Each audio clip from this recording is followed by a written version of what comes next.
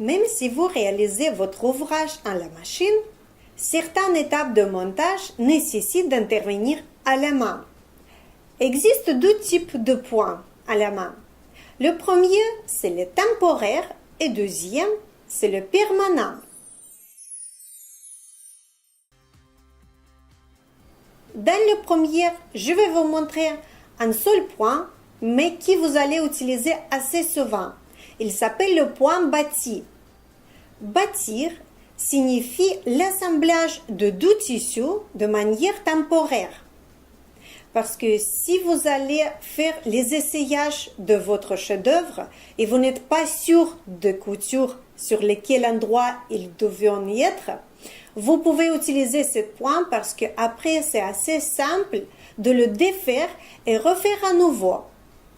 Comme ça, vous allez savoir si vous devrez ajuster votre chef-d'œuvre ou pas. J'ai pris la règle. Pourquoi? Parce que je vais vous montrer combien doit mesurer le point bâti. Il doit être entre 5 et 6 mm chaque point, plus 5 ou 6 mm entre les points. Je vais vous montrer maintenant comment il faudra faire. Si vous êtes sûr que vous allez coudre bien droit, vous pouvez commencer. Mais si vous n'êtes pas sûr, vous pouvez prendre la craie et dessiner la ligne où vous devrez le faire, ce point.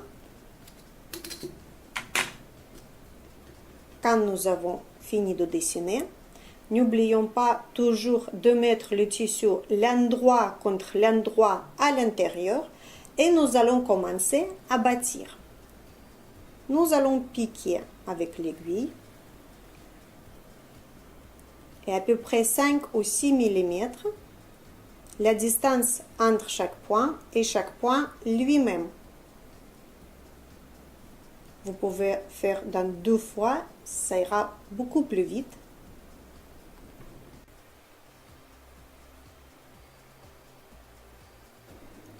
Et nous allons finir notre point de bâti toujours en faisant le nœud de même côté qu'au début.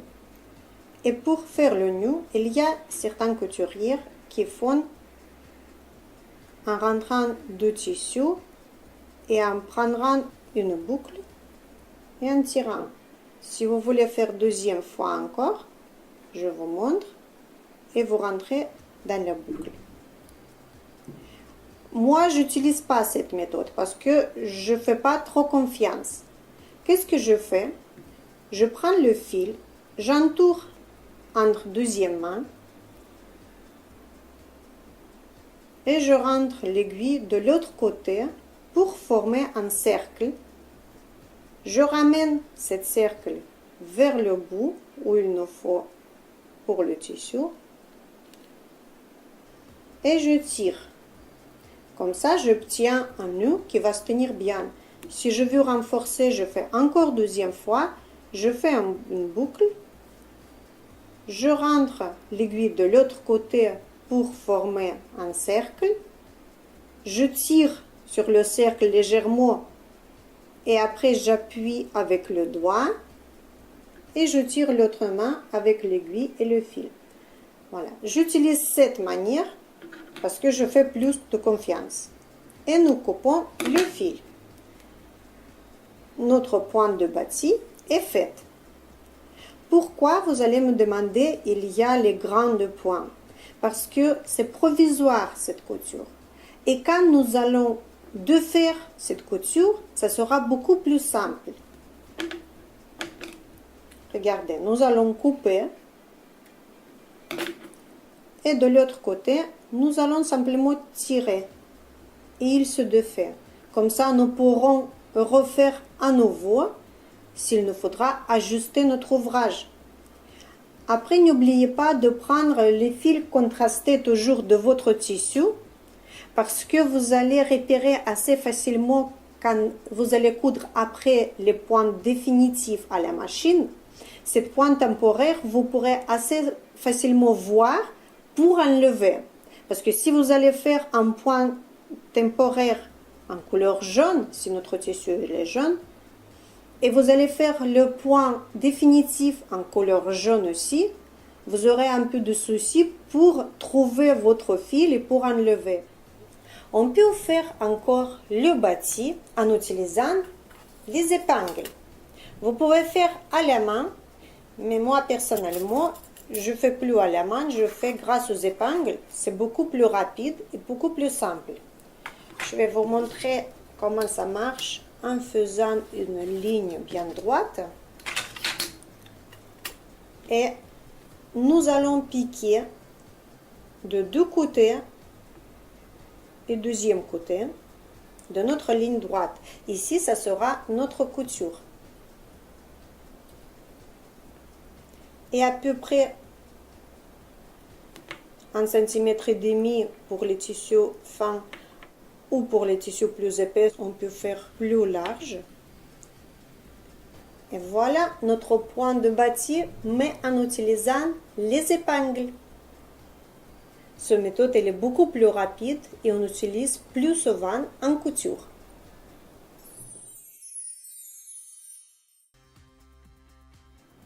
Maintenant, nous allons voir le deuxième groupe de points qu'on fait à la main, c'est les points permanents.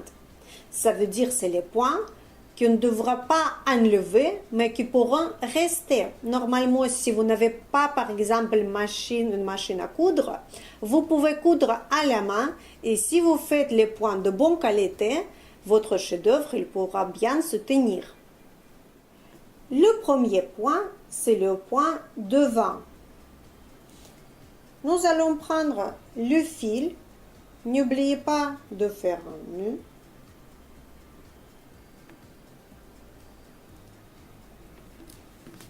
Si pour le début, vous avez des difficultés pour faire bien les lignes droites, vous pouvez dessiner le petit chemin grâce à la règle.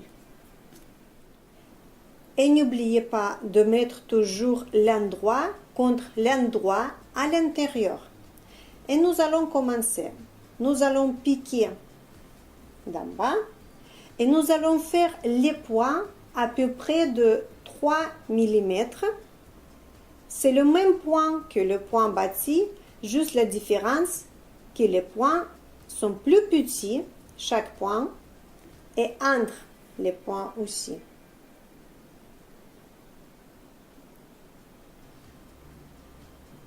Vous pouvez faire par 2 fois,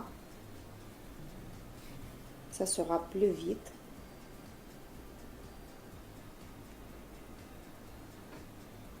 Nous allons ramener le fil du même côté où il y avait notre point pour pouvoir faire le nœud et finir la couture.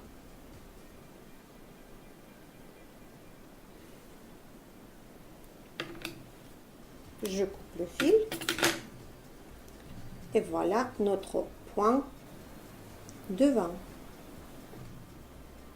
Pour le point devant, je vous conseille toujours de prendre les fils de même couleur que votre tissu. Juste ici dans le leçon, je prends 2 couleurs différentes pour que vous voyez bien les coutures.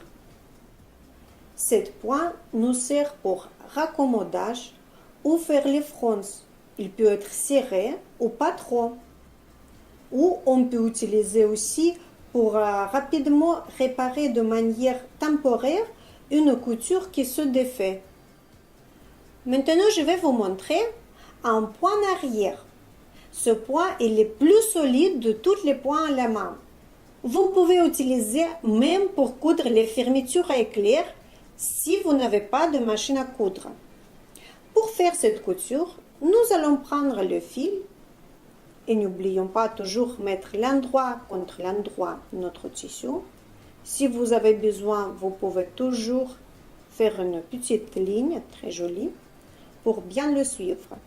Et nous allons faire pas de droite à gauche, mais de gauche à droite.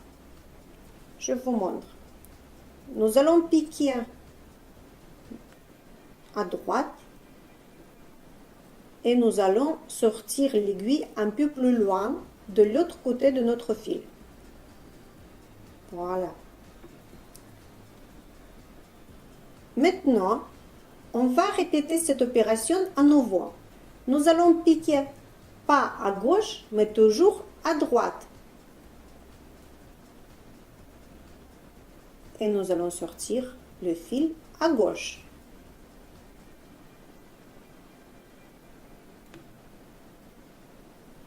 Et à nouveau. Ce point, il est plus durable, il est très costaud, que j'utilise souvent.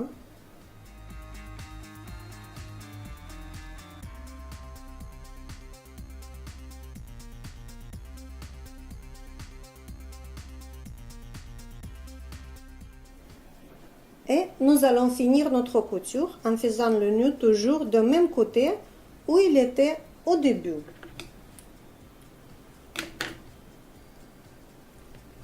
Voilà notre couture. Et ce qui nous donne de l'autre côté. Ce point, il est assez costaud. Si on tire, vous voyez, ça ne se déchire pas. Si pour vous plus pratique, vous pouvez toujours utiliser le dé de couture.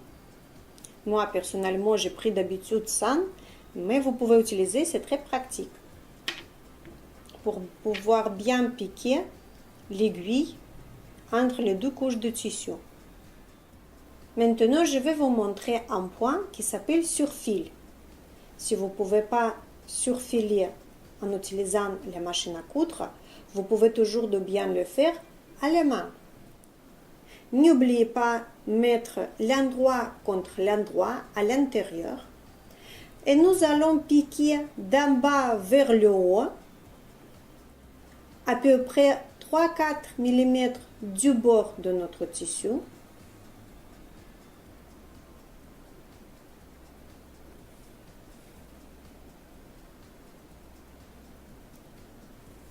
Et toujours, on rentre l'aiguille du bas vers le haut.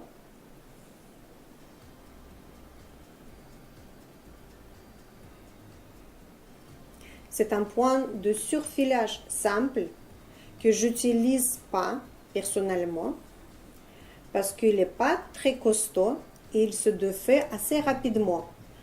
Mais bon, vous devez le connaître pour savoir qu'il existe.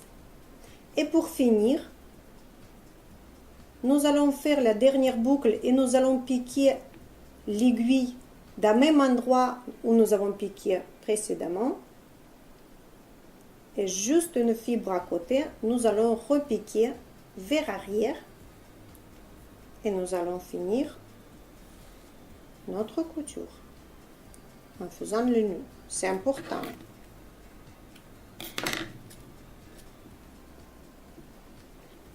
Voilà la couture, qu'est-ce qu'elle donne. Il existe d'autres points de surfil qui, selon moi, est le plus solide. J'utilise souvent. On peut appeler aussi un point de boutonnière ou un point feston. C'est un peu plus compliqué de le faire, mais c'est pas grave, on va y arriver. N'oublions pas toujours de mettre l'endroit contre l'endroit, le tissu, et à peu près aussi 3-4 mm du bord du tissu, nous allons piquer l'aiguille d'en bas vers le haut. Nous allons piquer 4-5 mm plus loin et nous allons tirer pas jusqu'à la fin, mais dans cette petite boucle, nous allons rentrer l'aiguille. Ça se forme une petite boucle et nous allons continuer comme ça jusqu'à la fin. Nous entrons l'aiguille un petit peu plus loin. Nous voyons cette petite boucle. Nous entrons l'aiguille dans cette petite boucle et on tire. Et on continue à nouveau. Toujours dans la petite boucle. Et à nouveau.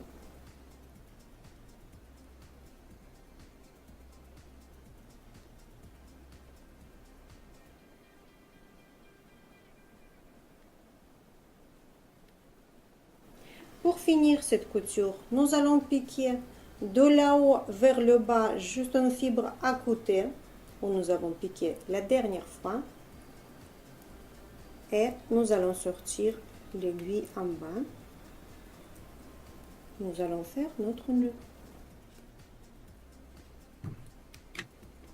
Et voilà notre jolie couture. Et le dernier point, qu'est-ce que je vais vous montrer, le point à la main, s'appelle le point collé. On utilise ce point collé si par exemple vous avez un vêtement qui est bien cousu, mais il y a un trou. Et pour ne pas défaire toutes les coutures, il y a au milieu une, il y a deux, il y a trois coutures à la machine. Pour ne pas perdre le temps, vous pouvez utiliser un point collé sans difficulté pour recoudre ce trou.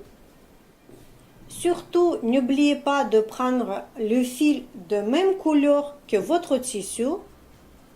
J'utilise le fil bleu toujours pour que vous voyez comment ça se passe la couture. Et nous allons le faire.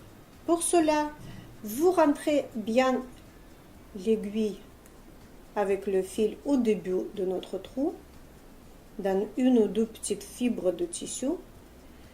Et nous allons rentrer le même niveau que nous avons rentré ici, de l'autre côté, juste dans la pliure de tissu. Et nous allons ressortir un petit peu plus loin. Je vous montre de près.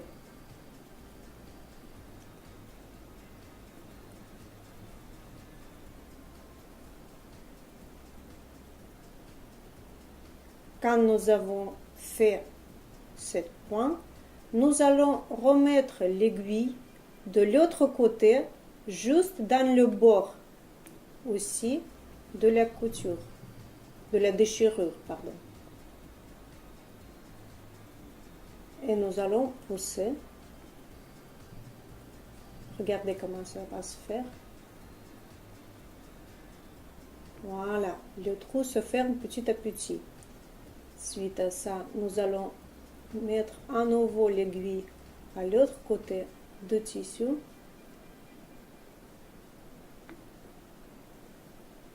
Bon, ici, vous voyez avec le fil bleu, mais quand vous faites avec le fil de même couleur que votre tissu, vous n'allez pas voir du tout cette couture. Voilà. Et on ferme assez bien en tirant le fil. Nous allons continuer.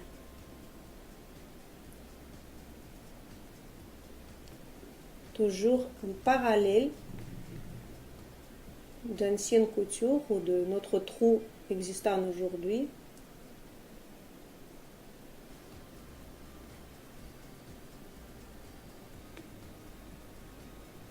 Et toujours nous allons entrer le fil de l'autre côté du trou à même niveau que le fil il était sorti.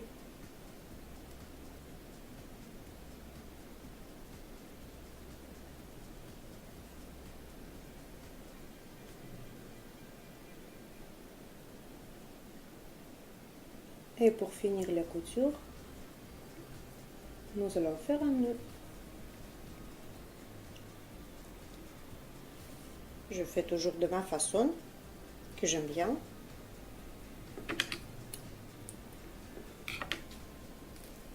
Et maintenant, vous voyez, la couture, elle était faite même avec les fils bleus, mais on ne les voit pas.